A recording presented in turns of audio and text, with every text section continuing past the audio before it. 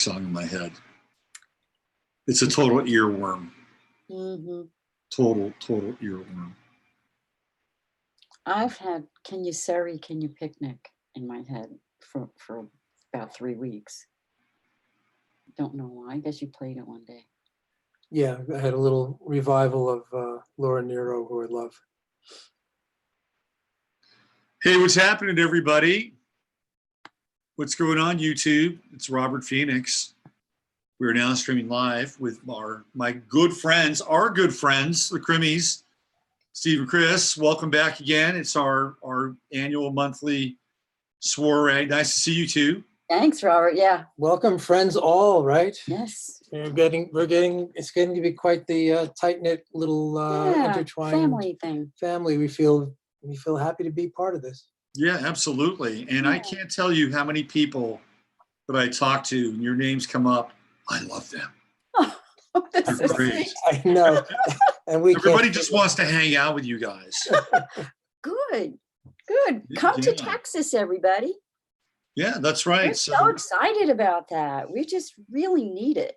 Got 2 more signups today, so we're inching towards critical mass. Excellent. Okay. Excellent. It's Yeah, gonna be we're really really, we've been kind of grumpy about traveling lately just because they make it so challenging. But for some reason, you know how you get that feeling like there's like the strange attractor at the end of time, it's like you can feel it when a trip is going to be good. Yeah. You get this, like there's like a wave that comes ahead of it. Mm-hmm. Yeah. And you can read that wave. Great way of putting it. You Yeah. know? You're And, not the only person that's felt that, by the way.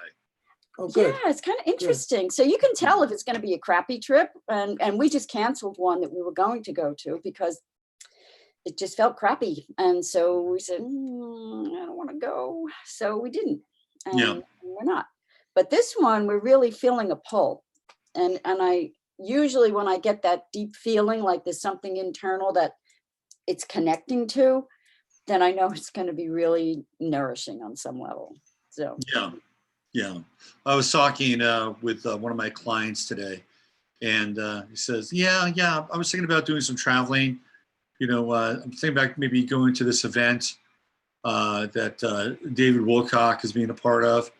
And I said, oh, you mean Deception in the Desert? He started to laugh. I said, dude, don't go there. I'm sorry. Come to my event. Come to our event.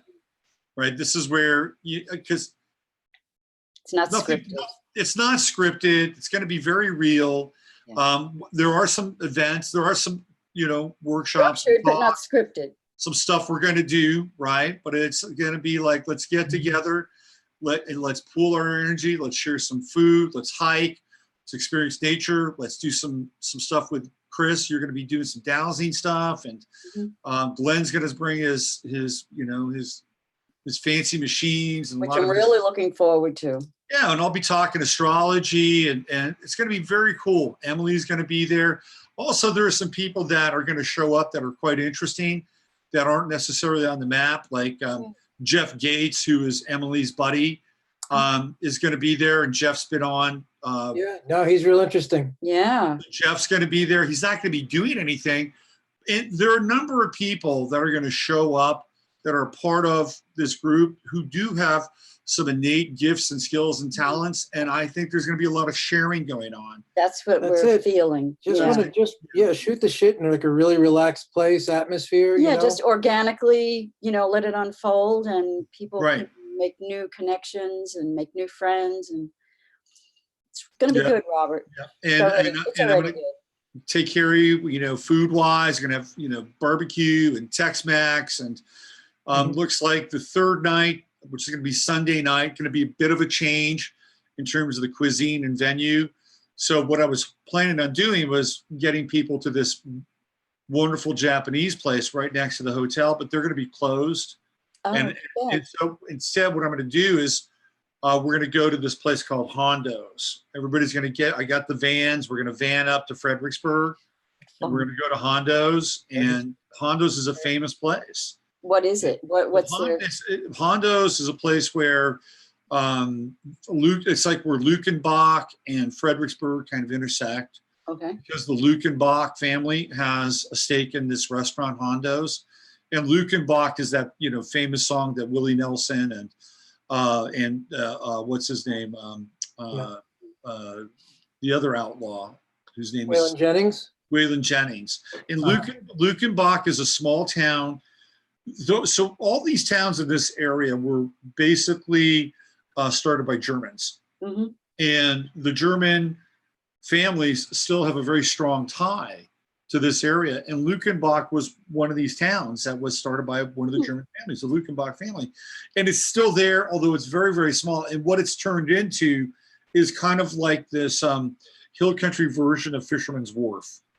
And they've got a stage there, and they have bands that play there. A lot of people will go to Lukenbach just to have that kind of hill country, outlaw, singer-songwriter, country and western feeling. That's just down the road from Fredericksburg. So the Lukenbach family owns Hondos. So is it German cuisine or No, it's local cuisine? It's local, again, Tex-Mex, ribs. They make an amazing queso there. Amazing. Really? And they also have a stage. And it's an outdoor stage, so there's a lot of, it feels like you're in the heart of hill country, Texas. Good. So that's part of the deal. You get to experience that. Good. Okay, Yeah. sounds great. Yeah. And then we'll bop on over to Steven's live concert on Sunday night, and it'll bring everything to a close. I love the idea of everybody piling into the vans. Yeah. So Right. we got vans, we got transportation. It's going to be super fun. Yeah. Good. Yeah. The only thing that's missing is Jasper. Jasper will not be at the Oh, event. no, it's like, we want to meet the boy. Well, we are taking our Airbnb stipend and spending one extra night in Fredericksburg. That'll be great. Yeah. So just to chill out before we Go home. before fly home. Straight San Antonio to Charlotte, and then we guess because we got to drive back. We didn't feel like having to make a connection, so that's the only way we can do it nonstop. Fly out of Charlotte, which is almost a 2-hour drive from here, but not too bad. It's doable. Yeah. So anyway, that's the 411 on what's happening out here in October. And I realize it's going to be on basically the 10th month, the 11th, 12th, and 13th days. So 10, 11, 12. Interesting. 13. And not to mention the Yankees will be playing the Astros right around then. No, more than likely, that's probably how it'll go down. And they do have a bar at the hotel. So if we want to go in there and I may just skip the whole thing and watch the Yankees. there you go. Watch the Yankees. Yeah, with the locals. So we're going to be talking about Atlantis today. Yeah. Let me just check in with the chat room real quick. Let's see how we're doing in there. Let's see. We got Jennifer. Hey, Jennifer. There's Judy, of course. There's Ben. Hey, Ben. Nice to see you. And FUP77. There's Jenny and Paulette. Marie. Marie said, "Ha, Dave and I are grumpy." Marie she just put down a deposit for her and her husband Dave to come to the event. Oh, good. Today. Yeah, so they're grumpy travelers. You won't be by the time you get here. And then Luann says Jeff is coming. Luann, did that change your mind a little bit? Jeff is not presenting. Steve's going to come. Steve will be there. There's Michael. Michael's thinking about it. Hi, Joe. Oh. Sinead O'Reilly. Hello, Sinead. What a great name. Good morning to you, Sinead. Yeah. So here we go. And there's Joan. Joan's going to be there too. Joan. Yes. Right. Joan Sevcik is going to be talking about, we're really blessed to have some really great healers that are going to be part of this group. Yeah. You've got Glenn on the outside stuff, and Joan is a master at connecting with the teeth and the body and the spiritual relationship, between the mouth and the teeth, and how important, this stuff is to us. So she'll be talking about that. We got Emily, who's got her thing with sugar is programmable matter. Yeah. So you're going to walk away with a lot of really good information too. It's not just going to be, huggy. And so there's going to be a lot going on. Anyway, Joan will be a part of that. And wish I met Joan 10 years ago. I was having all kinds of problems, but yeah, well, that's in the rearview mirror. Yeah, so this is why it's important to stay up on the teeth side of things. Yeah, no, it would cost like an SUV to take care of her mouth. Yeah, It's nuts. Yeah. Well, shall we dive into what we're going to be talking about today? Yeah, and Krys is going to talk about just kind of why we're interested, and I'm going to do a quick invocation to the muse, especially the muse memory, the Memnese, who is the goddess of memory, and her daughters, most likely through Apollo, though some say Zeus, I think it's Apollo, who are the muses, the 9 muses, and ask them to shower us with beauty and grace in telling this tale, and especially to Talia, who is a muse who is for reasons I just still don't understand not left me for 40 years. So I appreciate her. So may you all be amused.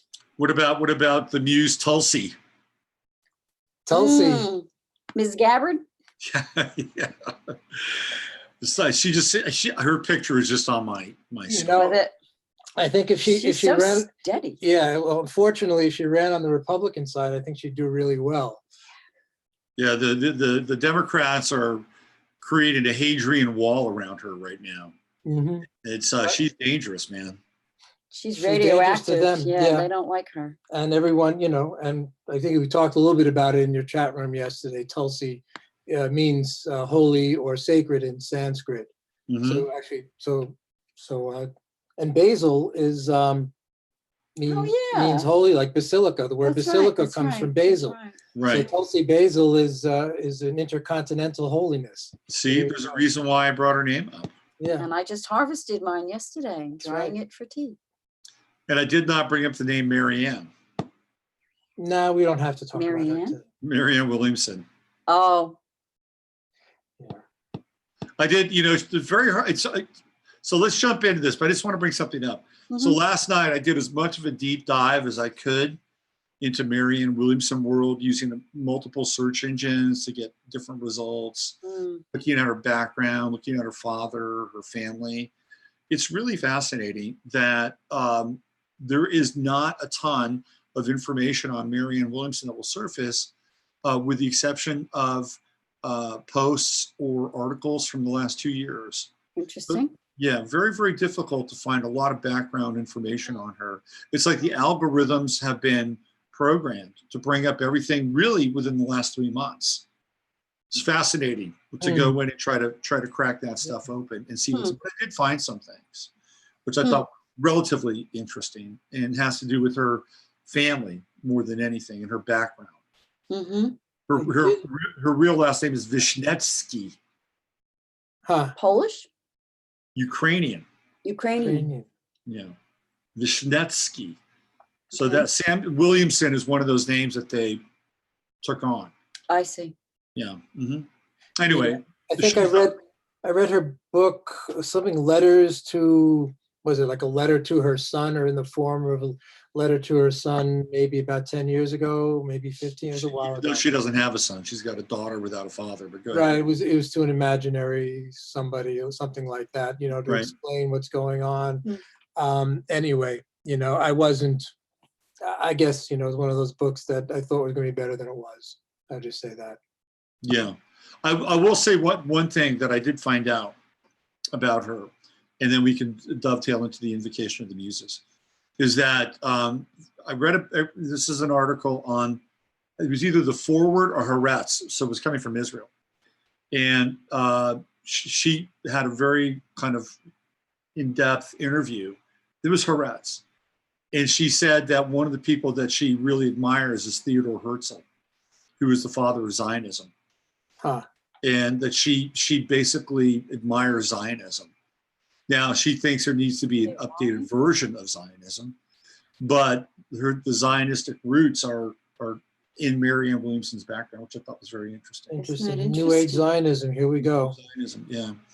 All right. Well, let's take a hard right for Marianne Williamson. Okay. Yeah.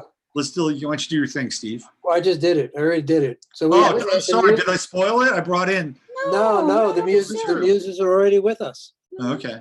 Can't you tell? Yeah. So Krys, I guess, wants to talk about why the interest in Atlantis. Why is it meaningful to us now?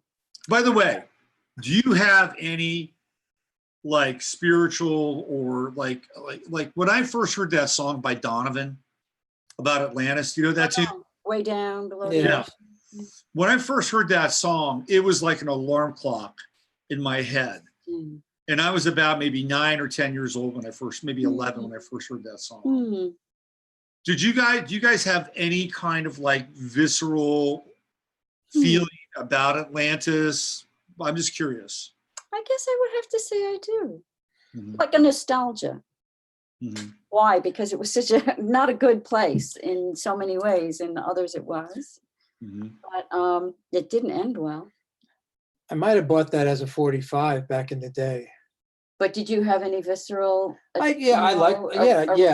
Uprising. Yeah, and in fact, we went through like kind of a period where we were kind of revisiting Donovan about a decade ago for some reason, you know, and maybe that's involved in nostalgia, but also his music is really good. And the fact that my favorite band growing up was Zeppelin, and Jimmy Page played on most of his songs, most of his singles that were hits. So before he became part of Zeppelin. But for Atlantis. So. Before Page went wherever he went into the Loch Ness and Aleister Crowley land. So is that a yes? You feel like? There was something about it. Yeah. So I guess Donovan had his. What's that? Yeah, which I guess is why we're doing this. Yeah, I'm just thinking Donovan has a sort of there's something about him that evokes definitely, you know, a time, a place that may or may not have ever existed. You know, but that kind of bucolic thing is really, you know, in a lot of his music, right? You know, from that English folk tradition. There must be something about Atlantis because that's compelling, because it's almost across the board. Either people kind of poo-poo it because, well, you're being duped, but you know, being duped now across the board anyway. Right. Or they feel like there was some deep connection. So there's something about it. Why? It is like that strange attractor at the end of time that we mentioned before, you know, that Terence McKenna used to use that phrase. But it's like a magnet that pulls. And so there's something happening for us. I guess so. I guess we'd have to say so. Or is it Tavistokian also, where he's the one who brought the Beatles to Dylan and turned them onto pot for the first time. But that can only work if there's a receptor. If there's no receptor, then that won't work. Right? Yeah, I don't know. Anyway. Well, we seem to be in very Atlantean times.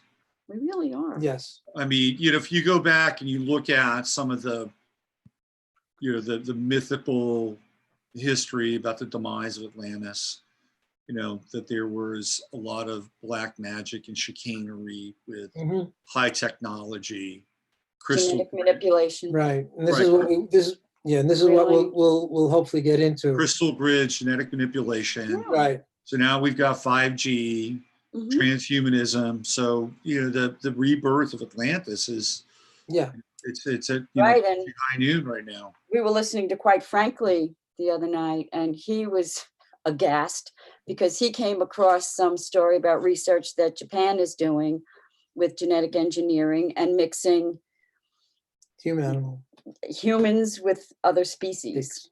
Pigs? Oh, well, yeah. Pigs. Well, the Chinese are doing it with pigs. You know, so that's very Atlantean.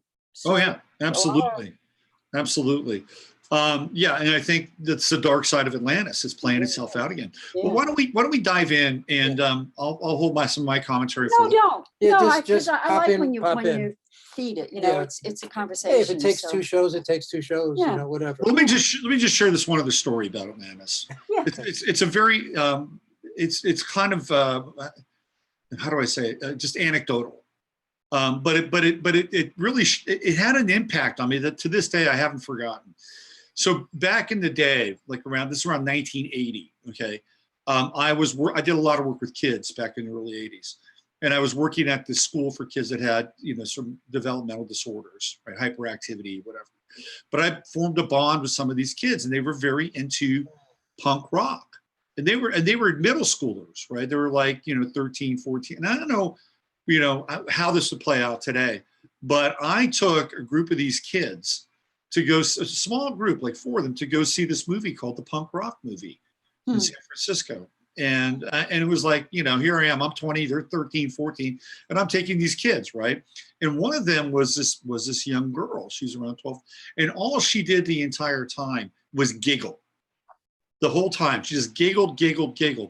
And I thought, well, my God, you know, isn't she, you know, a hoot or a kick or, you know, or a lightweight or whatever? And I dropped everybody else off, and she was the last person I dropped off. And I just had this kind of, you know, real, again, anecdotal conversation. And I don't know how we got there. So I said, I just asked her, so what are you into? What do you like to do? She got really serious. And she said, I write. Oh, really? Well, what do you write about? She said, I write about a past life. I was a high priestess in Atlantis. And she was like, she went from this giggly 13-year-old girl to like getting very serious. So she was writing about her reminiscences of being a high priestess in Atlantis. I'm like, and the way she said it and the way she kind of interesting shifted realities kind of blew me, like I was not prepared for that, right? It was like, I like to ride horses and hang out with my friends or whatever. It was like, yeah. You know, so it had some gravitas. It had real gravitas. Huh. And so this got into this whole idea of reincarnation, Atlantis, you know, playing out in this lifetime. And I had already kind of played with that a little bit, but that was very visceral. Anyway, I just thought I'd share that.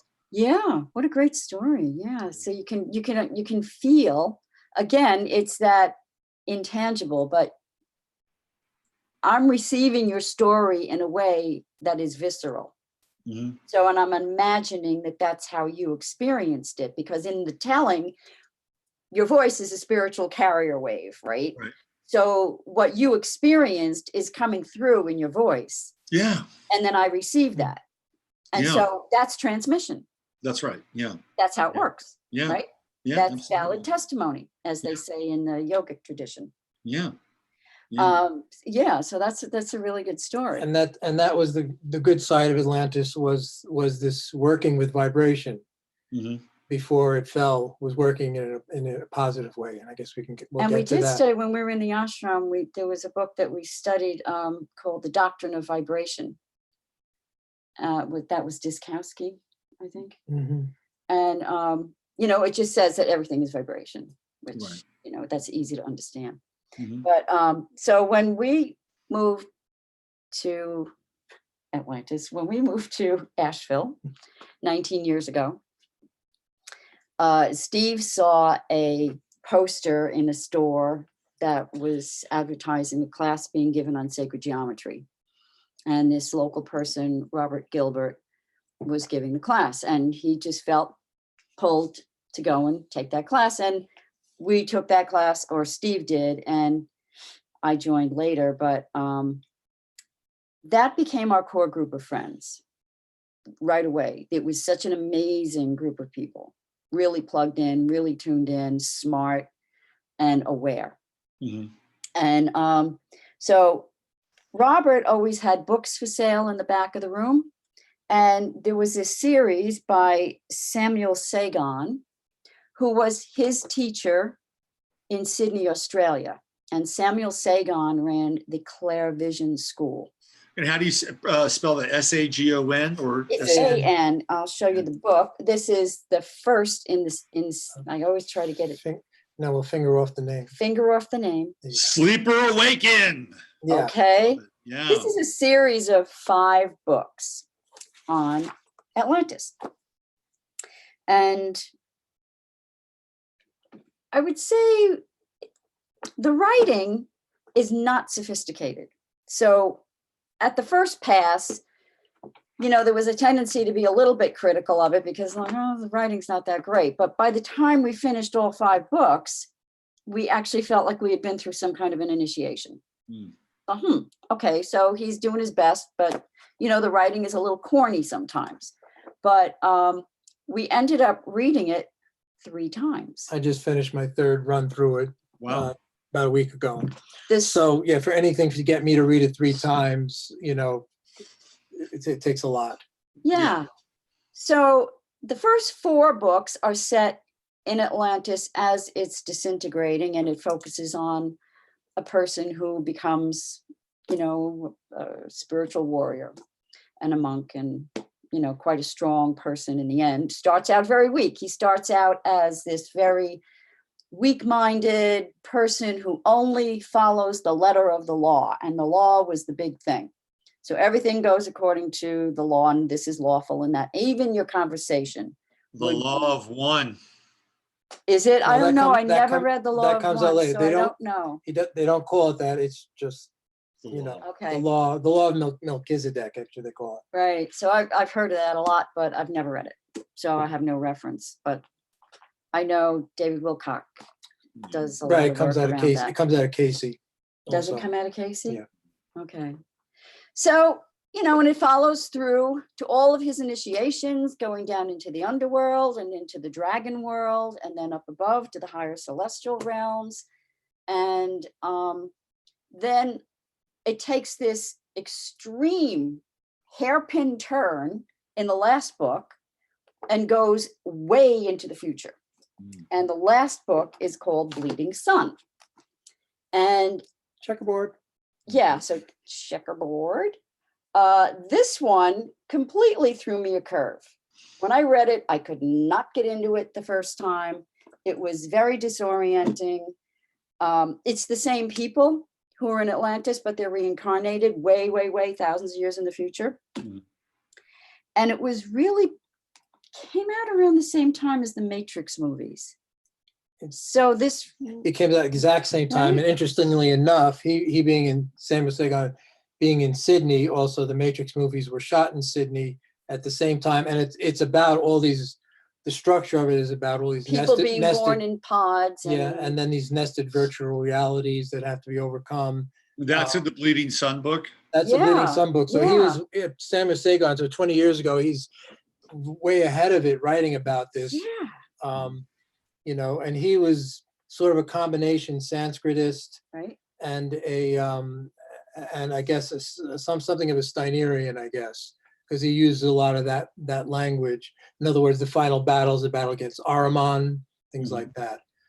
It was very disconcerting, and I had a lot of trouble reading it the first go round because I couldn't relate. I was like, what? It's like, wow, that hurts. You know, what's going on here? Mhm. And then a couple of years back when I read it for the second time, and, you know, a lot of water had gone under the bridge by then, I was like, oh, okay, this is what we're living in. Mhm. And maybe that's why it was so challenging for me the first time around to understand it or to plug into it. Right. But now, you know, like the second time I read it, like, oh, this makes perfect sense. This is exactly what's happening right now. And then, so I just picked up volume 1 again, and I'm starting the whole series. Steve just finished. But that's what got us thinking about Atlantis and the relevance of it. Mhm. Look, whether it was a real place or not a real place at this point, the point is moot. Doesn't matter. You know, everything is a story anyway, a likely tale. So, And there are different dimensions and timelines too, which I think have to be taken into account. And that even with something like Atlantis, theoretically, if it was that disruptive, that cataclysmic, that could shift sort of, you know, temporal realities, or could even shift timelines. So Right. yeah, Right. yeah, Well, and that's a whole other thing to Yeah. take into consideration, because, you know, we, in general, the way people think about the past, even the dinosaurs, it's like we've had this little planet and it's just been this planet's been rolling around for billions and millions of years, and but it's just this planet out there. Now, from the mystic point of view, there's nothing out there. There's just what's being projected and run Right. through us. right. That it's a divine creation, and it can be hacked, and it has been hacked to a certain extent. Yeah. But back in those earlier times, when you're talking about mythological times, so you talk about myth and history, and that's good, because it leads. Yeah, I did want to mention this, that it was not this world that we live in. We live That's right. in a very That's right. physical world. The world was not physical back then, if there was a back then, however you want to put it, you know. So In the way that so- we conceive of because it. in these early mythological days, the dimensions or the layers between the dimensions were much, much thinner. Mm-hmm. Could easily pass through, and they would, so the Greeks would say in the golden age, that's when the gods were walking amongst us, and that's kind of like everybody's golden age. Mhm. And then the next phase is like sometimes it's more like the age of heroes, where there are sort of in between worlds, and there is some sort of traveling back and forth. Not quite a god, not quite a human. And that's those are the mythological days. So Right. the world they experienced was wholly different. Even if you go back to, say, the medieval times, right? The medieval times, they had the chain of being, and the planetaries were spheres. Mm-hmm. They did not see a sky. They did not see space out there. They saw a sphere. That was their world. It was a dome. It was a dome, exactly. And so the world we inhabit now is really a relatively recent world. This construct that we think has been the same construct through time. Yeah. It's really a very interesting point, and it reminds me of the artist Brunelleschi, who comes up with perspective. Right. And when Brunelleschi comes up with perspective, the entire everything changes. Physical world changes. That's right. That's right. That's right. And that happens during the Renaissance, and that's also another. And you can see it, of course, it shows up in the art. So if you look at the Persian miniatures and the Turkish miniatures, they don't use perspective. Everything's flat. Mm-hmm. That's right. And it's depicting a whole different reality. That's right. And even when you look at like medieval art, you have people that are bigger and smaller than each other. There's no perspective there. It's about hierarchical relationships. This person's bigger for a reason. Yeah, right. it's right. Yeah, it's a very different universe. It's a very different kind of relationship with reality. Yes. And that's what we need to understand, is that this body that we inhabit is chanted into existence. Mm-hmm. So, and it's all built on language, Right. and language in Sanskrit is seen as a god. Speech is a goddess, actually, Vach. Mm-hmm. And because they recognize that words create worlds. Mm-hmm. Worlds are chanted into existence, and they Mhm. can be chanted back out of existence. And all those past worlds are still inside Mhm. us. They're still alive. We still have access to all those worlds, like the one with the what you're talking about with the woman who was a priestess in the past. Mm-hmm. So all those worlds are still in us. Mm. You can do a meditation and redome the sky if you want, if that's a Right. possible. You can that's see way of it that putting way. If you look up at the sky, you can call that into existence. You can call in the dome, and you can see it as a dome. So Maybe we What can does do that that. tell you? Maybe we can do that in October. maybe that could be our enchanted rock meditation. Maybe we could do it in Enchanted Rock, or maybe by Re-enchant We can Myth Rock. Yeah. So that's what kind of got us rolling on this. And we thought, well, if we're finding this to be that compelling, maybe other people are as well. And isn't it time to have a conversation around it? And it's relevant because right now we're in such crisis. We are really in this stage of disintegration, as Western civilization has been on its way out for a while. Mm-hmm. And everybody knows it, everybody feels it, and it's very, very uncomfortable. So how do you go through that transition with equanimity? And it really helps to understand what the dynamic is. If you know the dynamic, then you can go through those choppy waters. But if you're going through blind, then you're just going to be tossed to and fro. So let's talk about it. Let's examine it. How does it relate to our lives? How does it relate to right now, this very minute? So. Yes. So first thing I wanted to do is go back to Plato, because it's all in the historical record. It all comes out of some writings of Plato. Mm-hmm. There is next to nothing else out there, even ancient references to an Atlantis. Mm-hmm. Okay. And Plato, you have to understand. So I'm trying to contextualize, because again, this is going to be a combination of allegory, history, and myth. Mm-hmm. So Plato goes back to Well, one of the Plato's things is in the Republic is to design the perfect state. Mm-hmm. And when he's, say, at a certain point of his life, he gets an invitation from someone to go to Sicily. Now there's a tyrant, and tyrant had a little different name back then, but it was someone with absolute power. It didn't have a full negative connotation back then. But there was Dionysius of Siracusa, who was the running Sicily at the time. So someone convinces Plato, this is a great opportunity. This guy's read your stuff. Come over and we can try to establish, we can establish your ideal state there, Mm-hmm. as is mentioned in the Republic. And we'll get to that in a second. So Plato goes over there, and Dionysius apparently is like Plato writes in what's called the seventh letter, which most scholars think is written by Plato. Mm-hmm. And Plato's saying, this guy says he knew more about my work than I did. So it was like, what was the point? So he goes back to Athens, and this friend of Plato later said, no, really, try again. I think he's ready. So Plato goes over there, and I don't know exactly what happened, but Dionysius wants no part of Plato. He thinks Plato is part of groups plotting against him. But I did want to mention for a second, if you want to pull up the picture, because in Sicily, Plato would definitely have gone to the Temple of Hera. There was one of the main sites of a pilgrimage or places to go. Mm-hmm. Now Hera, Hera, is also in the Romans Juno, and she's the goddess of the hearth, goddess of the home, and also the goddess of marriage by dint of her marriage to Zeus, Jupiter. Mm-hmm.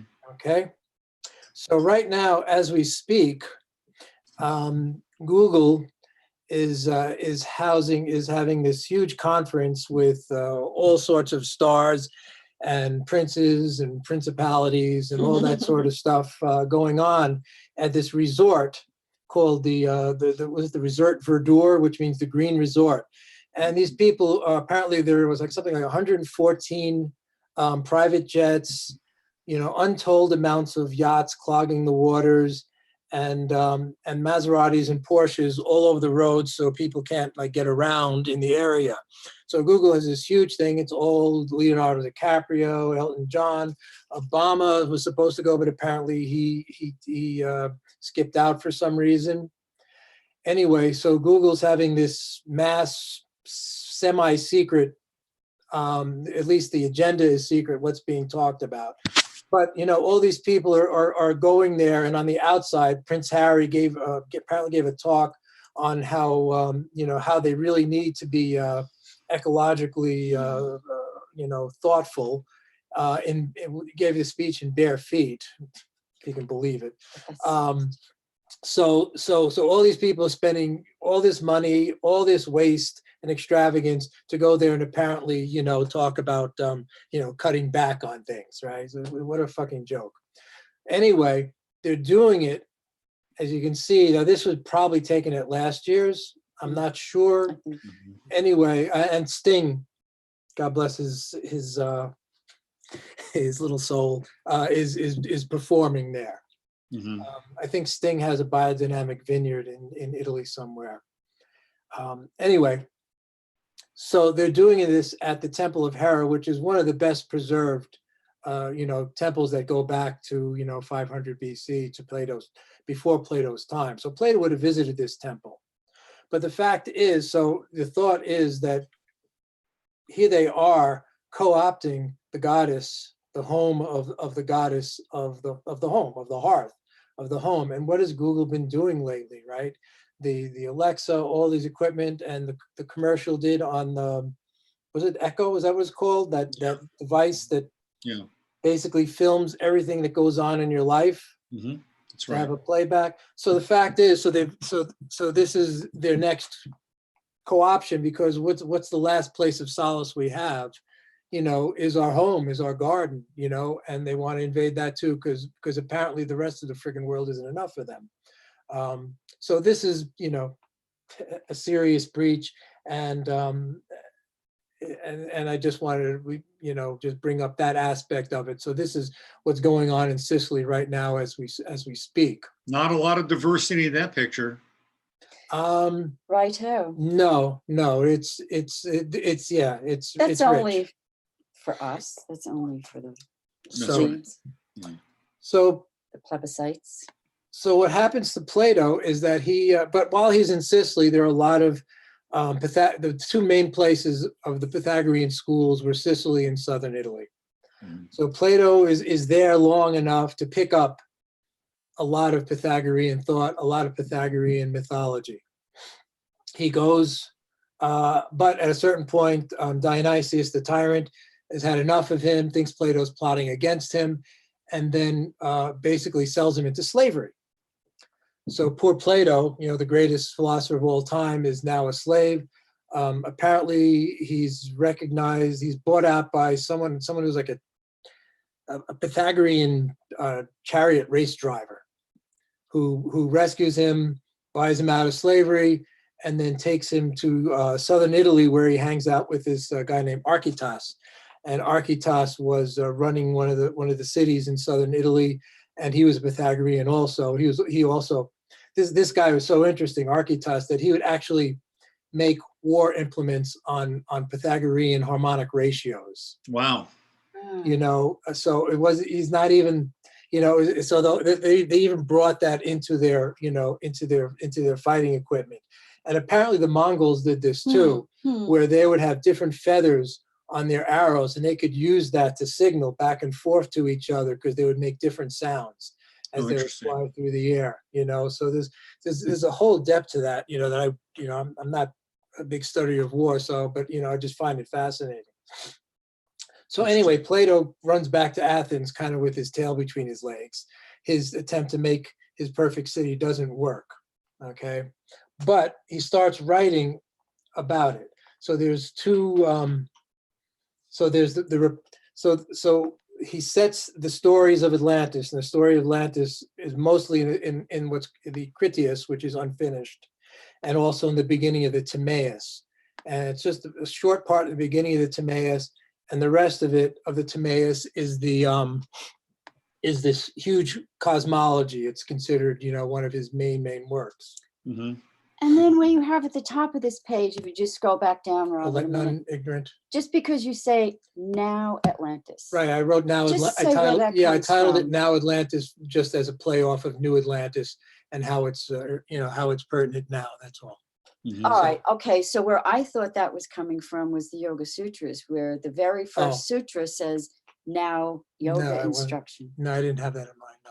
But that also maps onto this, right? That by doing that in the yoga system, that's an opening salvo that opens a container for this kind of conversation that can happen in sacred space, and it's a statement of intent.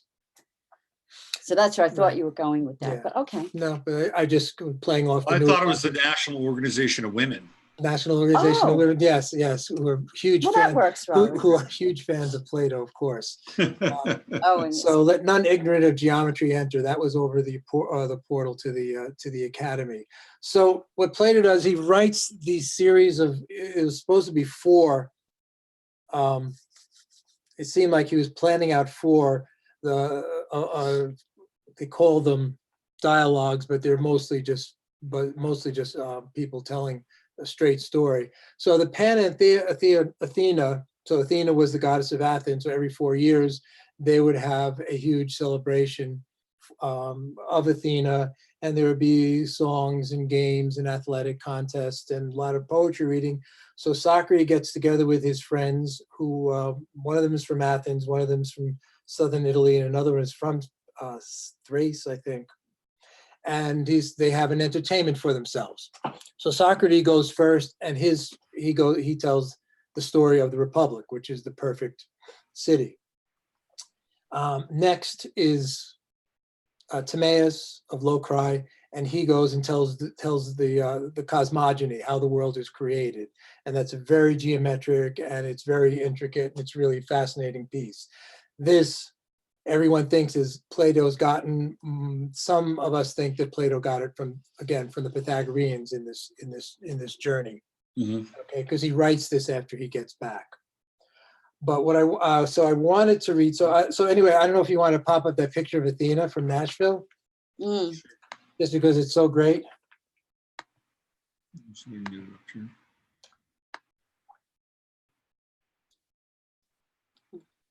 Just So- tell people where, and- where it is. Oh, so anyway, there's an actual complete replica of the Parthenon in Century Park, right in the middle of Nashville. Centennial Park. Centennial Park. Centennial What did I say? Park. Century Park, right? Centennial Park. It's really quite amazing. Nashville, Tennessee. And inside is a 40+ foot gilded statue of Athena With Nike on her with arm. Nike on her arm and the shield and the whole thing. And we visited that right after they gilded it a number of years ago. We took a trip to Nashville. It's jaw dropping. It's really amazing just to be in the presence of it. So that's the closest feeling you're going to get on this planet of being in what it would have been like to be in a Greek temple. Okay. So this, I think I have it here. Give me a second. okay. So they're celebrating Athena, who is the goddess of Athens. It's stunning. And Right. It's good that there are people in the picture because you get the scale. Totally. Wow. That's why I picked that. Yeah.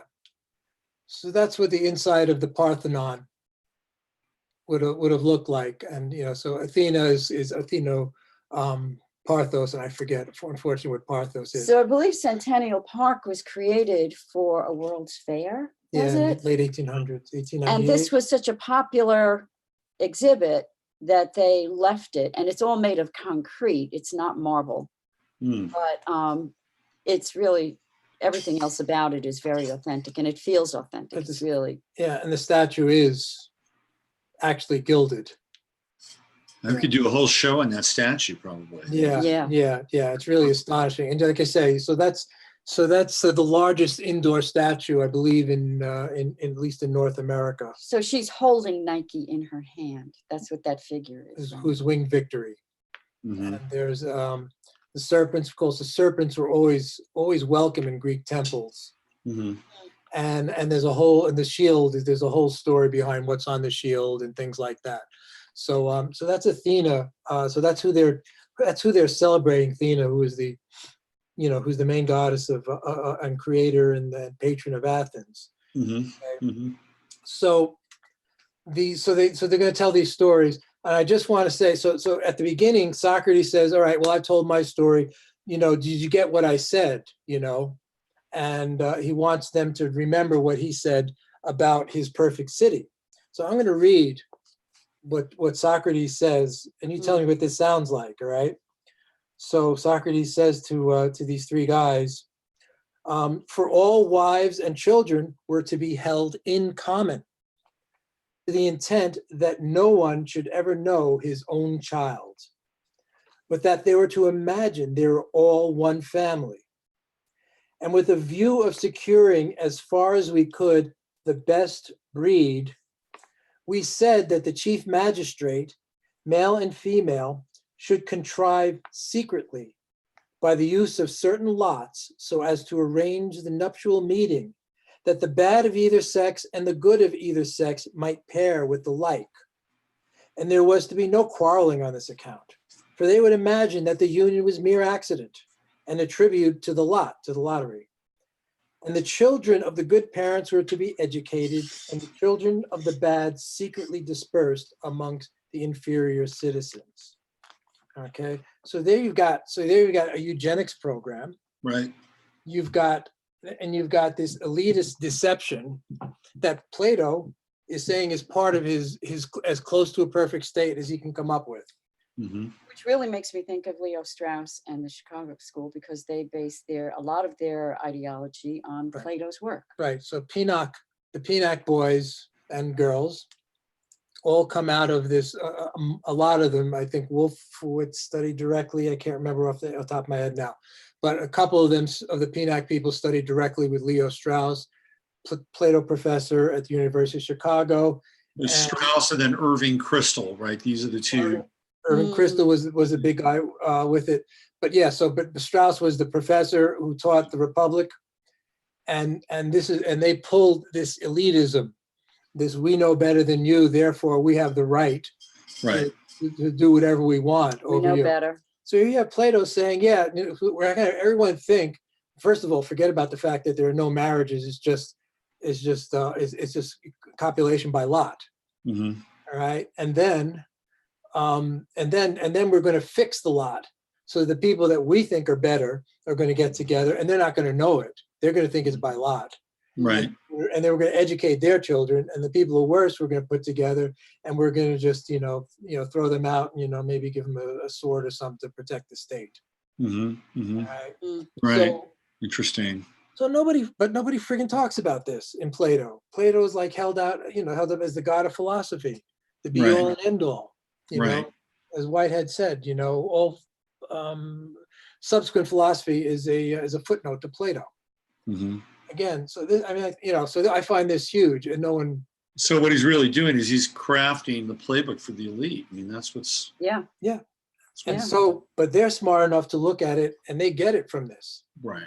So you got Pinnock coming right out of this whole, elitist agenda. And then this sick, twisted idea of diluting the general population with the ignorant, which, And look how that's worked Right. out. and then Right. Pull the Right. plug on education for the past 50 years. And this is what we end up with, what we have today. Yeah. And then he famously kicks out the poets and the singers. And who are the poets and the singers? They're the ones at the time. They're the bards. They're the ones who wrote about what was really going on. Right. Like the Fool. We talked about the Fool the other time. Well, the poets and the singers have been kicked out of our society now too. And that's yeah. And what was the first thing they did after 9/11? They went after the singers. Mm-hmm. Yeah. Yeah. No one could play Imagine. Pull the plug on those Remember songs. that? That's Yeah. not patriotic. Yeah. Uh-huh. Yeah. Yeah. Now when you look at the music industry, I mean, look at who dominates the music industry now. It's all just, pop pablum. It's terrible. It's terrible stuff. And Go you've for it. Walt Listen to Disney. that. I forget what the study was. We were watching somebody. Anyway, there was our friend Gerald, who's an incredible musician, sent something Amazing, a while yeah. ago. And I forget what the level was, but it's like the most sophisticated pop lyrics now are like 10th grade level, something like that. Whereas That sounds generous. people back in our day were at least had monosyllabic. when you look at the credits for those songs, the credits are shared by sometimes up to a dozen people, and there's a reason for that. For the current songs or in the past? For the current songs. So these 10th grade lyrics at best are supposedly being penned by at least a dozen people. I'm being a little exaggerated. Right, Yeah, but it's a But there's a collaborative. large number of people that theoretically write these songs. Yeah. And there's a reason for that, because they want to share whatever royalties and mechanicals come out of that. Right, because that's where the money is. Yeah, that's where the money is. But on the other hand, it's also like, are you kidding? It took 6 to 7 people to write this, basically potty mouth nursery rhyme. Yeah, Mhm. yeah. Yeah. So but they've taken away the real voices. They're no longer amongst us. Yeah, well, they're no longer, they're no longer in any part of the mainstream. They're around. Yeah. You got to look. You have to look. Well, as long as there are humans, there will be people who can think and So see through the veil. So that's Plato's ideal state, and that's what Socrates' first part of the story. So then he asks his friends, well, was there any time that you know of that this perfect state would have been existing? Mm-hmm. So Critias says, well, as a matter of fact, I sat at the feet of my grandfather, who was a friend of Solon. Solon is the great lawgiver of Athens.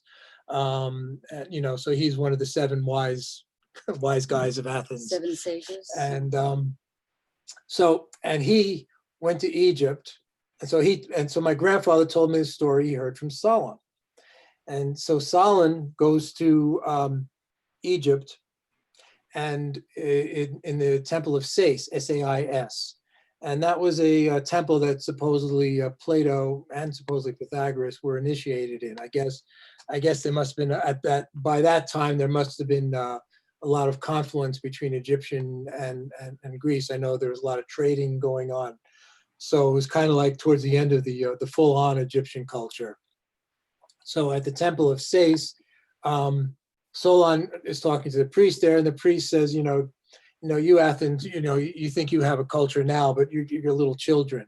You just remember like the last catastrophe. There's been so many catastrophes that, didn't really hit us. So we have all the records of them. And so you probably don't even know that there was this great battle that and it turns out to be 10,800 years in the past, if you use Plato's dates, 10,500 years in the past, sorry. From his time or our time? From our time. From our time. So it would be 8,000 years from Plato's time. That there was this great battle, and your incredible city of ancient Athens was so wonderful, they fought off this Athenian onslaught. They came in and they saved the whole Mediterranean region. Unfortunately, after that, there were all these earthquakes, and Athens and Atlantis didn't quite make it through that catastrophe. So that catastrophe lines up with a lot of the work that the timing of it lines up with, say, the work that Randall Carlson has done, going around the country, seeing that, especially in North America, some huge flood happened that time. So there was, if you look at what they call it, the Lesser Dryas, Dryas. So what happens is that there's an ice age, and then all of a sudden there's this, it starts ending, and then there's sort of a reestablishment of it, okay? And this massive evidence of an unbelievable flood. So he went to, finds evidence of, boulders, the size of. He did a video of it on YouTube, and it really was stunning. Yeah. Well, he was just on with Graham Hancock on Joe Rogan. Yeah, he got to Not be. That long ago. So he was the guy actually, the Sacred Geometry group that started here, because he's from Randall Carson's from Atlanta. He actually was they actually got him to come up from Atlanta, and that's how the Sacred Geometry Study Group that we later joined that was like started. 25 years ago. So we've worked, and we've done some stuff with him, and he's incredibly knowledgeable, and he's very affable, and he's a good 33rd degree Mason. Yeah, I'd say, for whatever you want to make of it. You mean he's one of the good guys, one of the good. I don't think because he, I don't find him. There's no sticky stuff with Randall. Yeah, he's very open, and he's really smart, and this is what he does. He studies. He's a catastrophologist. His whole life is studying. He goes to the places. Anyway, so his postulation, and looking at a whole bunch of other things, is that something hit the ice cap, was however many miles thick at that point. Mm-hmm. A comet, asteroid, but he thinks it's a comet, hit that. And that's the only thing that would cause this massive, quick, unbelievable amount of flooding to happen. Like oceans of water, not just like rivers. Yeah, I mean, like when he did go out west, I guess it was, and he did some videotaping with Brad, and then I got it. Like the magnitude, it was like an ocean of water came through. Mm-hmm. It was, now, okay, all right, now I see. So he thinks, so if you want to talk about Atlantis sinking, because because it is known that whatever sea levels moved X amount, maybe 300 feet or something, when during this ice age there would be that much less water in the oceans and in the Mediterranean Sea. Mm-hmm. But he says there's something this fast and this sudden could have taken, the sphere of the Earth, and it could have, like say got oblong enough so that if there was a continent, like the continental shelf that's in the mid-Atlantic, it could have moved a lot more than say 300 feet. That's a possibility. Could have swallowed it up, so, in other words. So there's a geological possibility of what happened to Atlantis.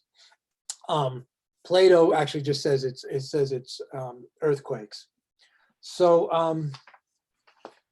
anyway, so in the Timaeus, he starts telling the story. Solon tells him that you've had all these catastrophes, but your great city rose up and saved the rest of us. So it's the Athenian festival, so obviously there's probably a little bit of Athenian propaganda going on. But then this is in the Timaeus, and then Timaeus tells his story, and Critias is supposed to go the next day. So Critias goes the next day, kind of starts up again, and he starts talking about the actual Atlantis, the actual cities of Atlantis. And after this, Plato's talked about a number of cities. So in the Laws, he talks about the city of Magnesia, which is a city that has 5,040 citizens, which leads back to the number 108. That it's half of the number 108, and in general, without getting into too much detail, there's his cities that he seems to think that are the ideal cities. They're based on 12.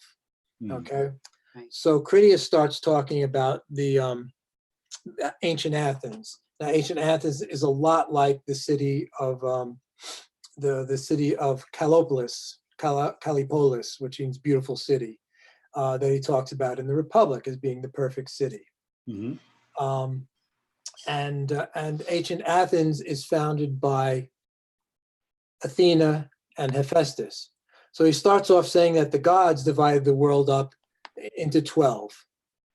Okay, and then ancient Athens, replicating that, being founded by Athena and Hephaestus, were two gods. Hephaestus is like Vulcan.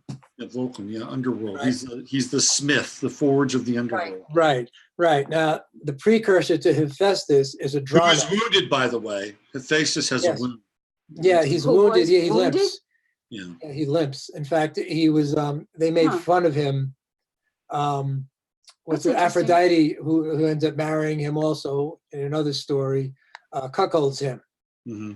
And the gods made fun of him, and he makes this webs of metal so fine, and I can't remember who Aphrodite was sneaking off with at the time, that when they go into bed together, it ensnares them in the bed. So right. that all the gods can see them. So what's the significance of the injury, of his weakness? Usually these things are not. Here's what I think. I think that the significance of the wound is something about being in the world, and does not allow Hephaestus to move amongst people. That's important.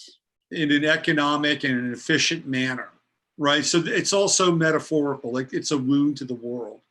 So therefore, he spends his time, in the underworld as a smith in a forge to create. Now, this is a really interesting story because I really got into archetypes, back in the Joseph Campbell days, and was looking at archetypal sort of people in my life. And my father was a classic Hephaestus. He was not, in fact, it was his birthday yesterday and your mom's birthday yesterday. Exactly. Right. Exactly. Right. So he was a classic Hephaestus in the sense that he was not very good at being in the world, but he was very good at these creations that he like these rings that I'm wearing, my father made, right? Right. So he was very good at his creations in the garage. He was always doing Hephaestus-like things, whether it was with jewelry, or for a while he got into like making his own bullets and stuff. I mean, he was always doing that thing. And what's really interesting is that he really struggled with his role in sort of this world and moving in this world. And the one time that he really focused on trying to improve that or get a handle on that, he was in his 30s. And he took a series of tests that were being offered by the University of California at Berkeley. And they were these vocational tests. And they were very, very specific. And, based on all the batteries that, he sort of, immersed himself in, they came up with one very specific job for him.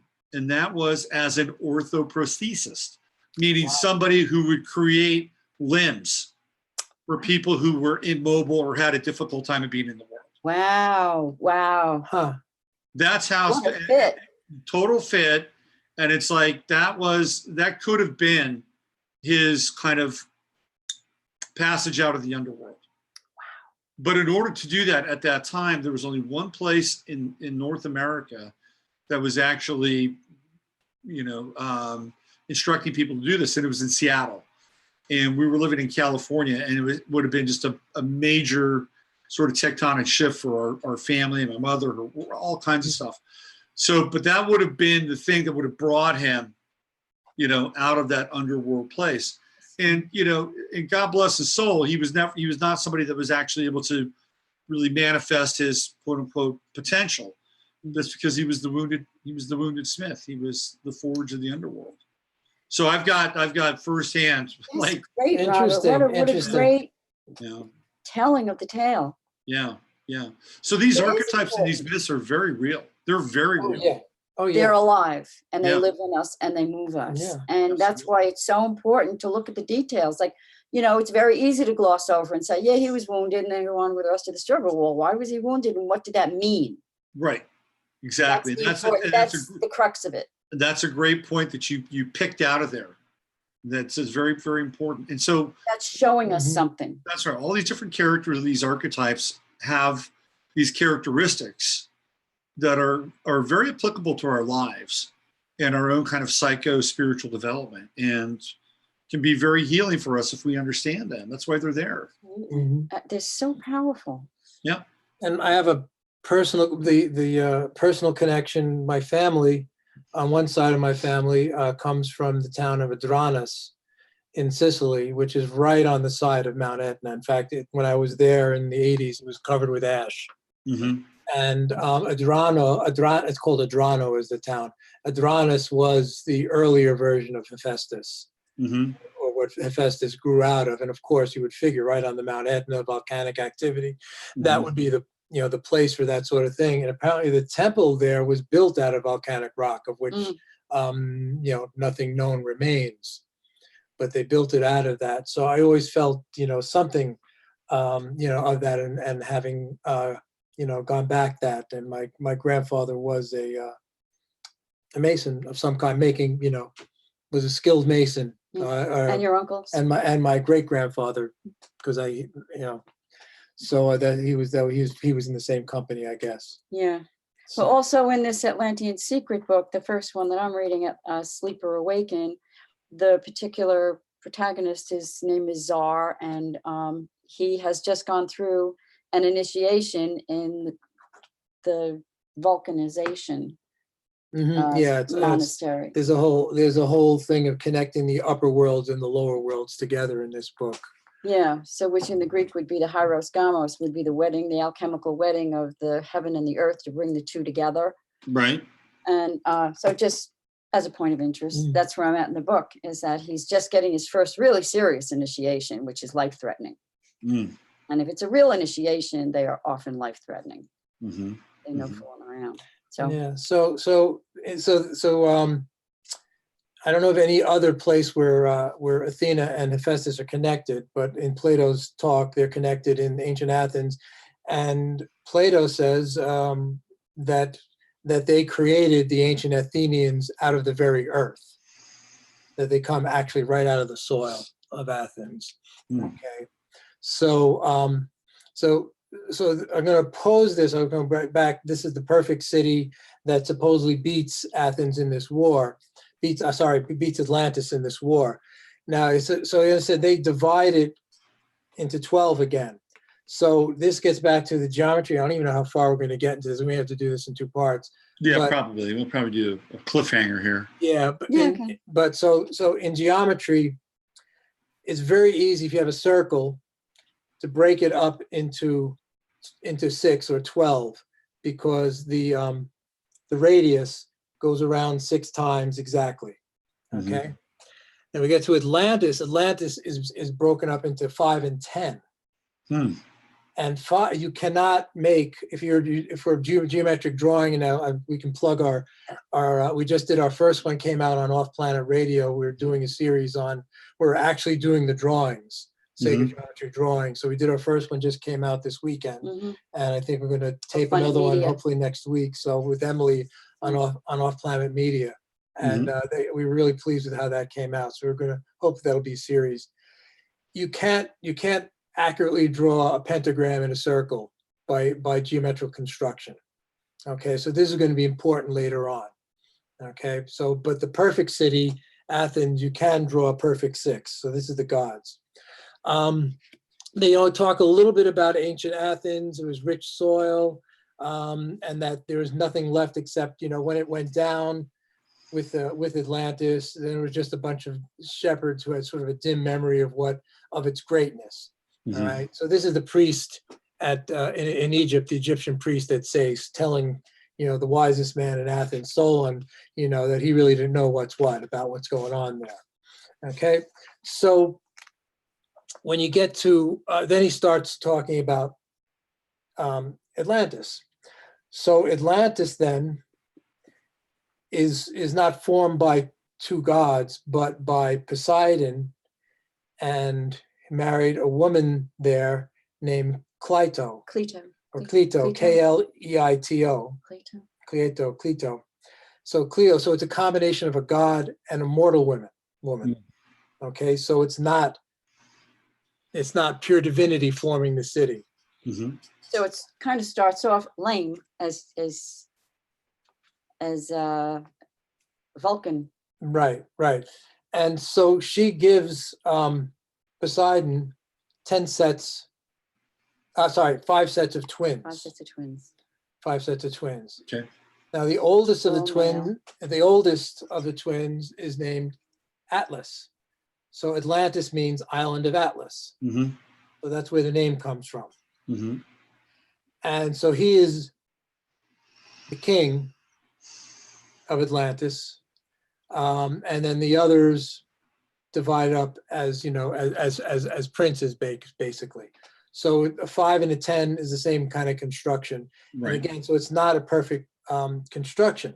So I don't know if you want to pull up one of the there's a couple of images I think I sent you of Atlantis. There's a couple of cute depictions, and then there's one of actually how it was made as a ring city. Yes. So Atlantis is a ring city, and this is why certain people have found little circles here and there in the world. One of them, in Africa. So that's he's a famous map maker, and is not coming off the top of my head right now. Interesting enough, though, in his map he has it upside down. If you noticed, Spain and Africa. Yeah, he's got, and you can see the arrow on Atlantis pointing down, which would be north. And why he has that, I'm not sure. Anyway, so that's a map from the 1600s. It's not Vespucci, is it? No, it's I wrote it on. It's on the email I sent you. I wrote the name on there, but I didn't. This is Mount Atlas right here. There were mountains in Atlantis, and then the city was in front of the mountains. Okay, so there were a number of mountains there. So some people think like the Azores, are the tops of the mountains of Atlantis, things like that. Oh geez, Kirchner, Kirchner, Kirchner. I can't remember the first name. Is the map maker. So he's kind of a little bit after John Dee. Okay, so if you bring up the yellow and blue one with the numbers on it, the Jean Michel one.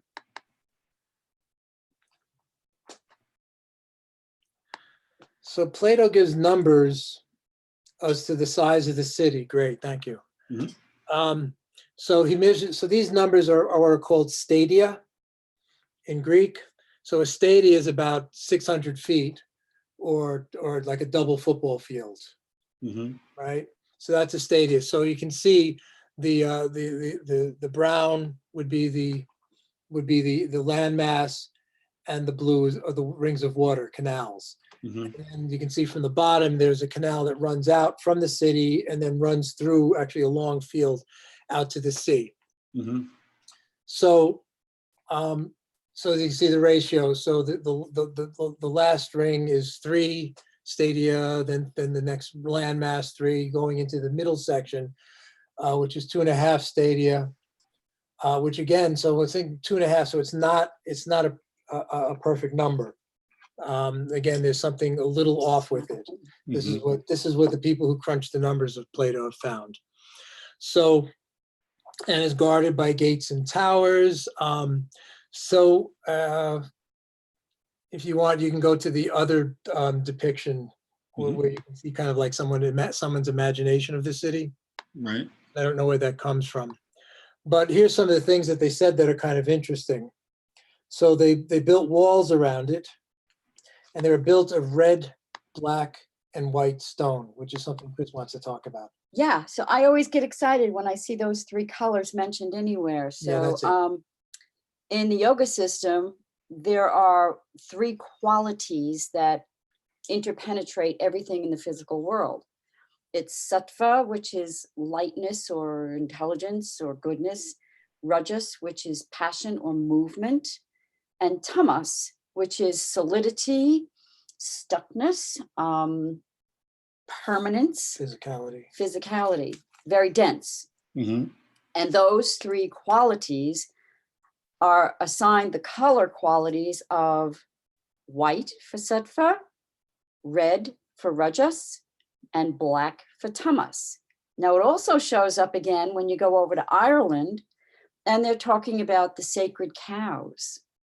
So they have their stories of the sacred cow that comes up from the ocean as a gift to the Irish people. Mhm. And there is a marriage of the selkie, which is kind of like a seal, but it's a woman who comes up from the waters, and she's in a seal body, but she marries a human, and she sheds her seal skin, and they hide the seal skin so that if she finds that seal skin, she'll want to go back to her own people. But at a certain point, this chieftain marries a selkie, called a berush in one story. And after a year, she says, I need to go back to my people, and I need to have my seal skin to go back. So she gets it, and she goes down to the water, and everyone follows her down. And she says, in 1 year, I will return. And when I come back, I will bring a gift for the Irish people. And so a year to the day, everybody goes down to the water, and at noon, the waters boil and bubble up, and she comes up from the water, and she has with her 3 cows, a white one, a red one, and a black one. And the black one goes off to one direction, the red one goes off to another direction, but the white one, called Beau Fin, goes right to the heart of Ireland and blesses. And all along the way that cow traveled in Ireland are these holy wells called Beau Fin. There'll be towns of Beau Fin and place names of Beau Fin, but it's honoring this same construct of the red, the white, and the black. So I always get excited when I see those colors mentioned in concert, because it's pointing to something again. It's pointing to some kind of a quality that imbues all of life. Okay. And great movie, you probably seen it, The Secret of Roan Inish. Yeah, I know about that movie. I forget the director. Anyway, it's about the Silkie story. Beautiful. It's really, really nicely done movie. Isn't Sam Shepard involved in that movie?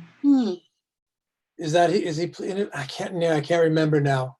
It's just a really nice, it was just, it was one of the few movies on mythology that really worked. It was well done. There's nothing blued up in the movie. Right.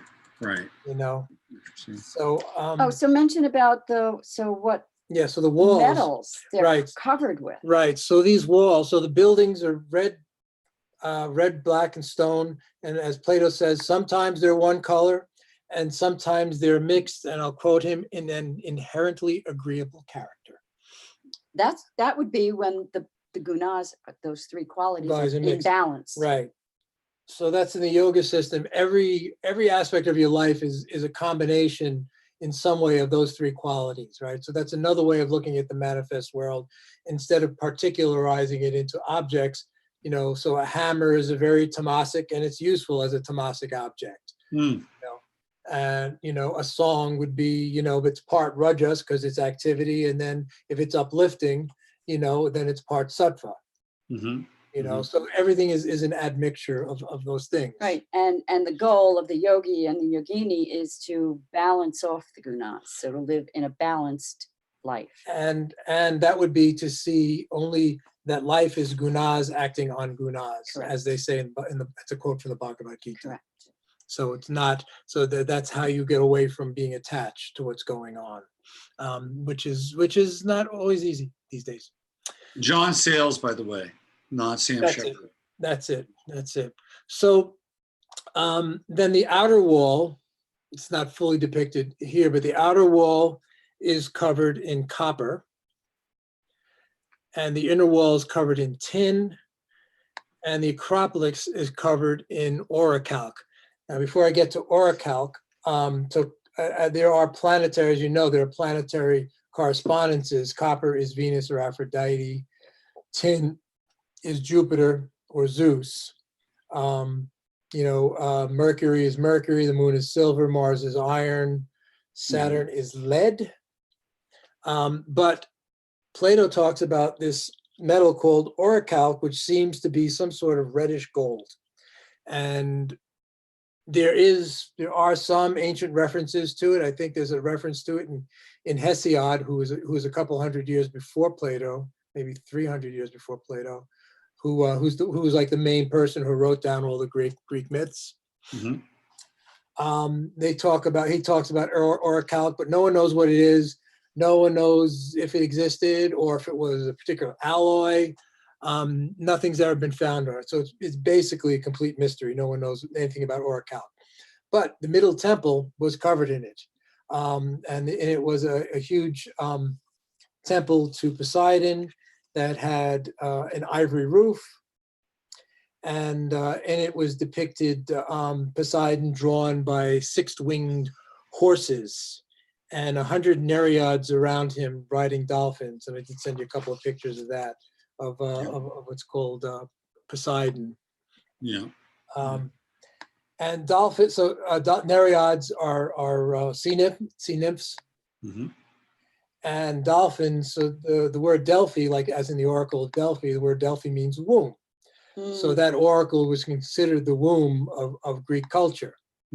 And, it was also literally considered an opening to the underworld, Mm-hmm. because there were fumes coming up, and the priestess called Pythia would at first it was a python, and then after a certain amount of time, Apollo took it over and defeated the python or overcame the python, the snake, and it moved from being this sort of serious underworld place. So that's called it's like Poseidon in Victory or something like that. So that's a shot of him being drawn by chariots. It's actually a Roman mosaic, and he's carrying a fish and his usual trident, and halos. Before halos were fashionably Christian. Right. So, and the fish, of course, being the Vesica Pisces. Right. So that gets back to the Vesica, which again is the womb. The fish is always associated with this womb, with this. So Delphi dolphins mean, the dolphins literally is a fish with a womb because they're mammals. So is this theoretically pre-Christian or is it post-Christian? Yeah. Well, with the halo, you have to wonder. No, well, this is Roman. This is Roman. This would be a Roman copy of something Greek that would have been on a vase or something like that. So it's pre-Christian. And then is there an inherent geometry in this, like the apex of the circle above his head, one point, and then you go down to the left, the horse's hoof, the second point, and over to the right, the third. So you've got the triangle. There's a triangle in here. Implicit in there. Yeah, you can take any of these ancient pictures and find the geometry in them. look at the angles. I mean, you go to the Renaissance too, the same thing is going on. So for me, Poseidon's looking very Christ-like here. Very much so. Well, where did the iconography for Christ come from? It came out of the Greek world. This is like the oncoming of the Piscean age. Yeah. Like here comes the Piscean age. Oh, like a foreshadowing. Exactly. Huh, you very know, good. in fact, the earliest depictions of Christ on the mosaics are pretty much completely transposed of Orpheus, with all the animals around him. Yes. So you have the Christ, the very peaceful Christ, with all the lions and the lambs and all the other creatures laying down around him. Well, Orpheus had the same qualities. So they definitely, I mean, first of all, Christianity initially is a complete Greek religion. You know, Paul brought what we find, what most of Christianity is, what became the Roman Catholic Church and all that was in the Greek world, Greek iconography, things like that. The Jewish aspect of it really got squashed when the Romans sacked and destroyed Jerusalem in 63. So there would have been, supposedly Jesus's brother James had his following there. So that lost. You know, most of what I see as Christianity today has been reverted back into some sort of a, apocalyptic Judaism, much less than, any of this sort of stuff. Right. But it is exciting when you look at these things and once you get a little bit of knowledge and you start to recognize patterns, then you just feel like you're opening up something internally that gives you more access to your total humanity. Look, I can see what's going on in this. I can see the triangle. I can see the three gunas. Now I have the language of the three gunas, the three qualities. Oh, I get it. He's got the trident. That's uppermost in his left hand. He's leading with the trident. So he's leading with balanced off qualities. So you can start to read these like a script. Right. And this is almost a crucifixion pose too. In a way, it could be. Almost a resurrection pose. Yeah. It's a really interesting image, for sure. So, and I forget, who is behind him. I don't really know the details of this. I think that's Patti Smith. Patti Smith, I think so. Patti Smith is very funny. She's like, all these young people go up to her and they ask her for like advice in the music industry, and she always says the same thing. She says, "Take care of your teeth." Just don't worry about anything else. Just take care of your teeth. She's like, Grandma Punk. Good advice. She's so funny. Yeah. Anyway, so there's not a lot more else, so there's these. So you see this, the structure of the city. There's these rings. Then there's this plain in front of the city where you see that canal coming out.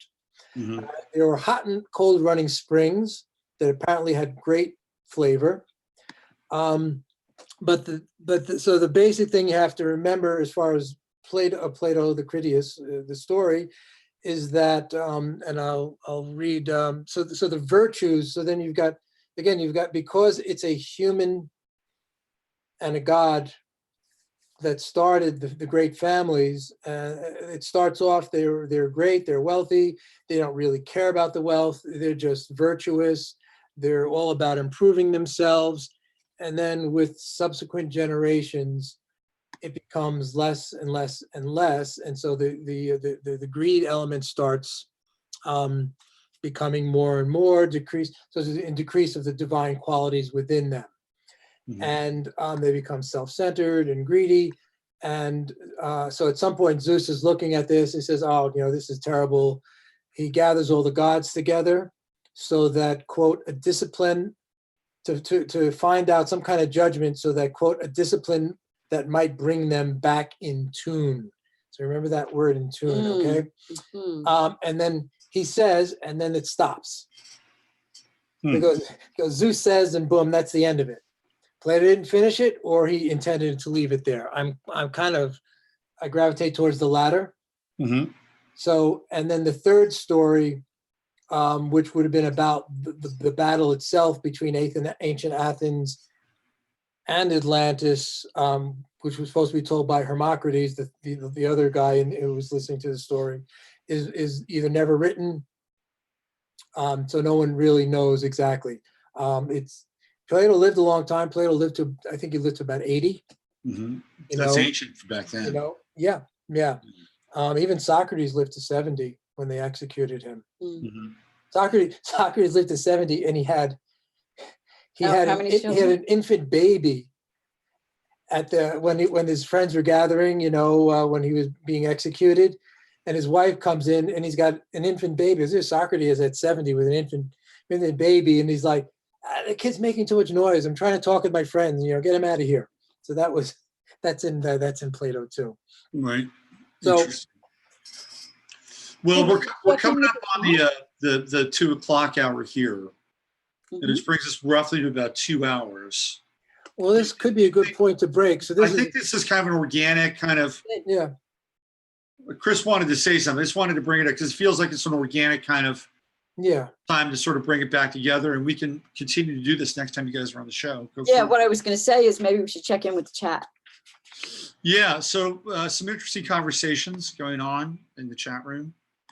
Well, when I'm in the chat, I don't talk about what's.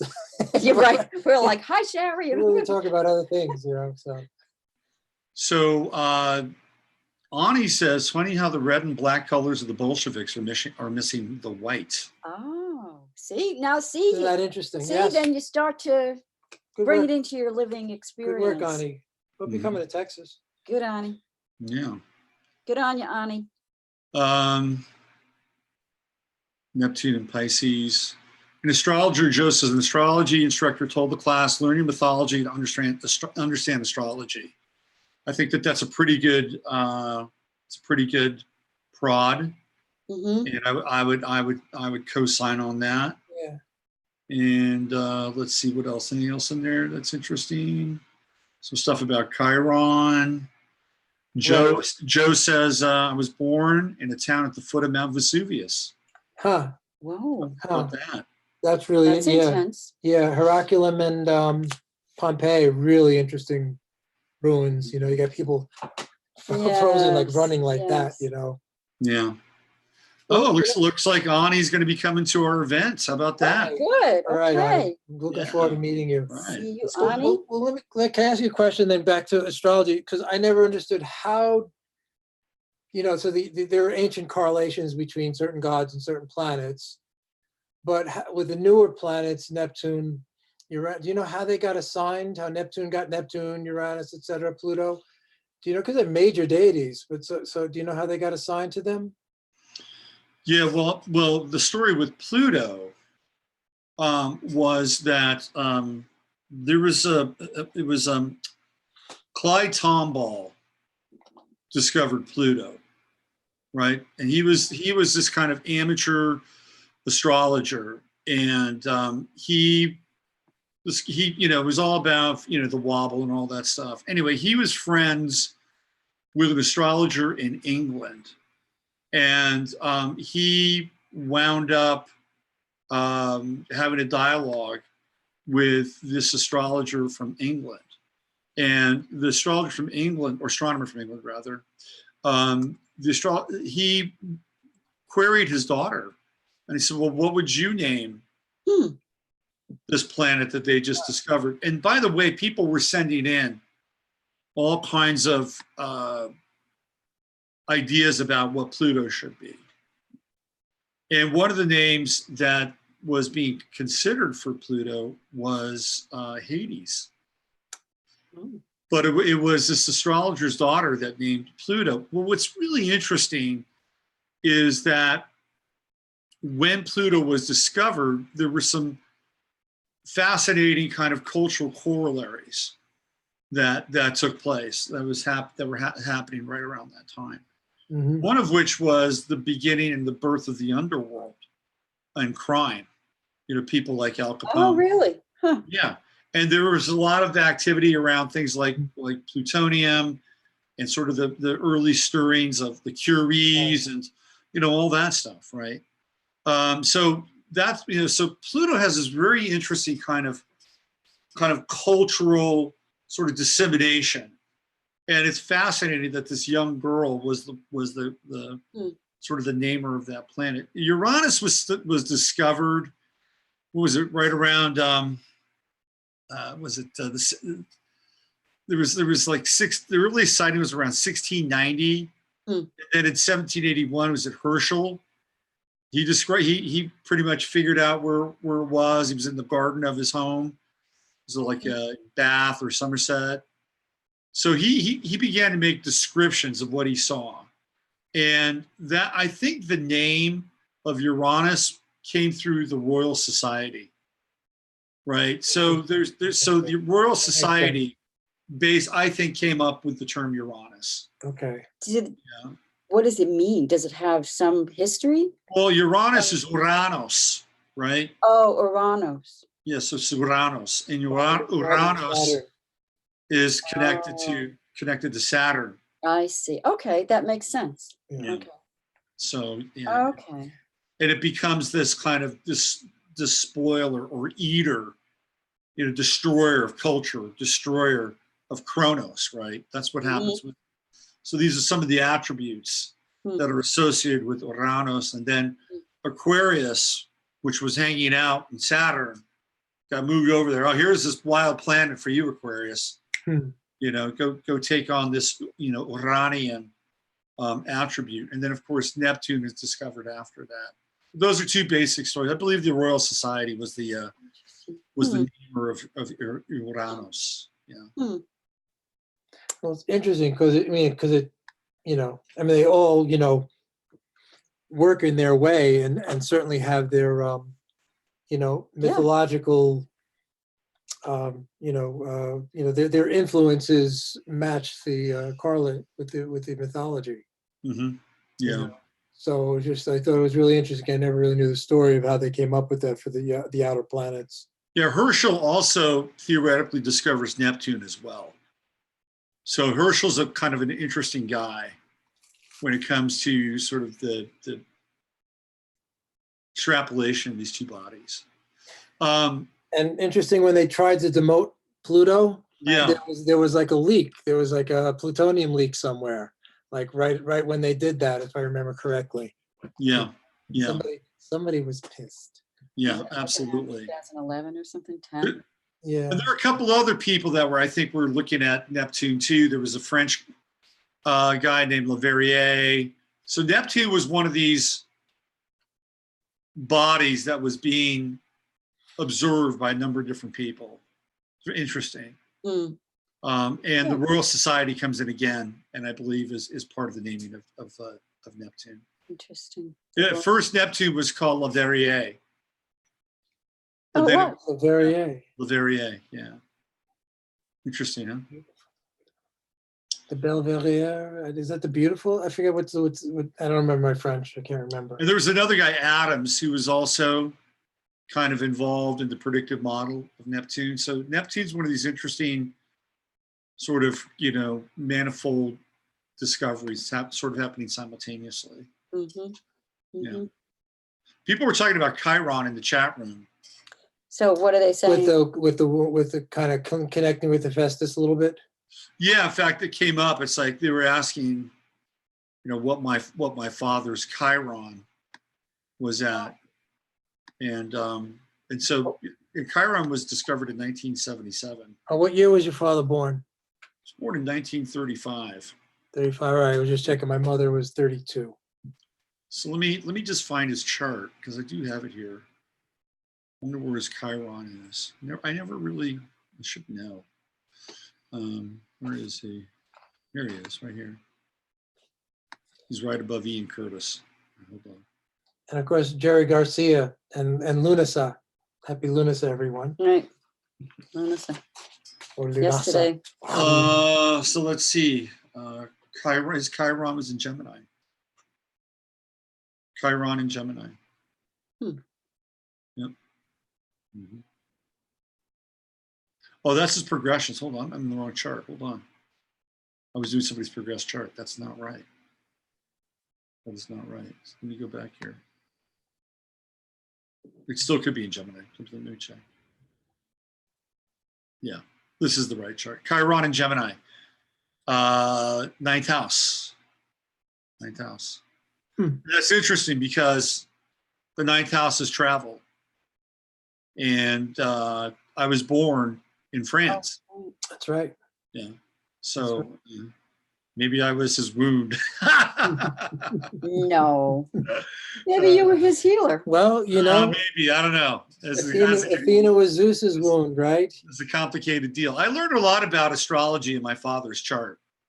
I mean, when I look at his chart, there's some really kind of profound astrological lessons, right, that I was able to kind of surmise and accrue from his chart. One of which was Jupiter in the second house.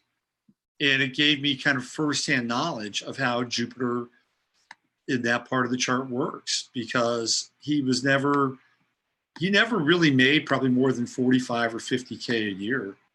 But he always had like Cadillacs and Mercedes and boats and all kinds of stuff, right? And that's a total Jupiter in the second house. He had all kinds. He always had plenty of toys, but he never had the material gig to pull all that in. Jupiter and Scorpio, he used other people's money. Huh. You know, he didn't steal money, but he used credit cards, and there's a lot of leveraging going on with that stuff. So, and I grew up with that. So that when I saw that, I was like, well, that makes total sense.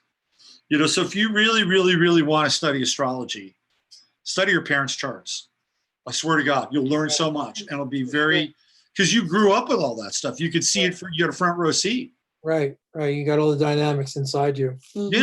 Yeah. And my father had Mars and Scorpio, and I got a firsthand view of what Mars and Scorpio was like. My women were totally into my father. You know, they would just like pick up on that Mars and Scorpio, and, you know, drove my mother nuts. You know, people, and I've seen this, and I noticed it first with him, and then I would find it with other people. And I've been around people who are like theoretically like not classically attractive, but if they have Mars and Scorpio, I would see people sniff it a mile away. A mile away. It's like, there it is. They're picking up on this Mars and Scorpio thing. So if you want to learn about astrology firsthand, study your parents' charts. You'll just see it. You'll totally see it. Good. Well, maybe we'll try that. So anyway, so I guess that's a good place to end. We've kind of got through the historical, what Plato said, so that's great. You know, so people at least know that's what Plato talked about. It's not a lot. He described it. Here it is. It sank. It got muddy. We wanted to just. And we'll talk about this in a second. So, and then now we can talk about where it went from there next time. I think that's a great place to start. Yeah. And if you want, and then we in the promotional department, we just released a book yesterday called, I think we brought it out last time, but anyway, it's called Utopian Trace by Peter Lamborn Wilson. He's someone who has written maybe 60 books. He's kind of, I would describe him as a Sufi anarchist. And what it is, be slow with it. What's that? Yeah. Right there you go. Mr. Gemini. Yeah, bring it in closer. So here's the book. This is the cover, and it's about Frederick Law Olmsted. This is a picture that Krys took of a painting of him that's at the Biltmore House. How do you spell Olmsted? Olmsted. Sted. So Marie, who just signed up today to come to the event with her husband, that's her last name. Olmsted? Yeah. Okay. Well, he created Central Park. He actually basically invented certainly park landscape design by doing Central Park. I mean, think about that as your first gig. Wow. You know, it's like writing, you know, Beethoven's, you know, 11th or something, you know, right when you're first, because you wouldn't start with the 11th. But anyway, here's some so pictures. what we did was we took what we called, Peter Lamborn Wilson used to had a radio show, and he would read things on the radio. So we actually had an old tape of it, and he said, fine, do you want to publish? And it was not terribly long, but if we added a lot of illustrations, there would be enough for a book. So it's about how Frederick Law Olmsted actually visited these utopian communities that were really hot around the time in the I love this picture. early 1800s. That's Horace Greeley, who was like a big newspaper man in New York in the 1850s. So anyway, so it's about how he went. It's a long letter that he writes describing this this utopian community, talking about utopian communities in New Jersey, based on this really interesting French guy named Charles Fourier. And there were a number of these places that were ran from like the 1840s, 1850s. Most of this stuff sort of got ended after the Civil War, but it was a utopian community, and it's where bloomers started becoming in fashion and things like that. But it was these things were different from, say, the socialist utopian communities, because there was very much an aesthetic element. Especially Charles Fourier being French, he was interested in what he called gastrosophy, the Sophia, the wisdom of food, things like that. Really interesting guy, and smell, very much a sensualist, not a gray utopian plebe. So anyway, so Olmsted visited these, wrote about them to the newspapers. And so the book is about how that may have informed his design for Central Park. And it's fully illustrated, got like 60 something illustrations, I think I counted, or maybe I'm wrong, 60 pages, a couple, maybe 3 dozen, I think, illustrations, a lot of them old ones, things like that. So that's that we just let loose yesterday on logosophiabooks.com. There's a page on it and a PayPal button. As much as I'm not a big fan of PayPal, it's the only way I can do things at the moment. Sure, right. Yeah. I just heard a horror story about PayPal 2 years ago. I can't divulge the details, but somebody that I know, PayPal went in and wiped out 5 figures from their account because they're not in agreement with one of their services. Yep. Really? Yeah. Well, big cash grab. Huge. They have no recourse. Well, they're gonna hire a lawyer. They have to They have to hire a lawyer. Now they have to spend money to reclaim what PayPal snatched from them. So this has been great, like on a lot of different levels. And I've been thinking about this event in October, and I've got like a subheader for it now. Portable utopia. Oh, yeah. Or as Peter Lamborn Wilson says, temporary autonomous. Yeah, he's got Taz. We're gonna have portable utopia. Portable utopia. Yeah, and then we can move into the potable utopia. Yeah, that potable utopia, that might be set aside for one night. Yeah, so portable utopia. And I've got some. It's got some ideas for me. All right, so let's sign off for the chat room. Let's see. There's Ani. Hey, what's going on, Lynn? Nice to see you there. I learned to forgive my mom when I understood her chart. She couldn't help herself. Yeah, it was part of that there. Yeah. Hey, thank you, chat room, for showing up and being a part of today's show, Chatlandia. Always great to have you and the usual cast of very important characters that are part of this experience. And Krys and Steve, thanks again. And of course, where can they go to order this fantastic book you guys have just published? Krys, where would logosophiabooks.com. logosophiabooks.com. And there's a bunch of other books there too. If you haven't gotten Steve's book, I highly recommend it. It's a really great book. Yeah. Catabatic Wind. Catabatic Wind. And I've just set up a page on the website that has the URLs of all our shows with you and with Emily. Tours of the Garden. If, just in case the 2 hours with us once a month isn't quite enough. If you want to get more Krimis, it's right there. You can get massive amounts of criminality. You can binge on the Krimis. Yeah. It's better than was it Something Things, Favorite Things? What are that stupid show? Stranger Things. Yeah. Season 3's up. We have a workshop that I did up in the barn when we were on the farm on Irish holy wells and sacred space. Yeah. There's old stuff when we were young. This is before I discovered you, is that right? Back before we were discovered, when we were out in the woods, just talking to ourselves. Right. Goats and sheep and llama, horse, donkey. Not a bad audience, to be quite honest with you. No, they were wonderful. They were sweet. Thank you, Robert, for everything. All right, Robert. Thanks. Yep. Thank you, everybody, for listening. Yeah, and we'll pick this back up again next month. Good. We'll continue our journey with Atlantis. to Yeah, Atlantis. maybe people will come in with questions or Krys. feedback or ideas of their own or something to add Yeah. to the mix. Yeah, or memories of past lives there. Yeah. Which I don't have. Looking forward to our portable utopia. Yes. Yeah. All right, Robert. Okay. All right, see you guys. Bye for Keep now. smiling.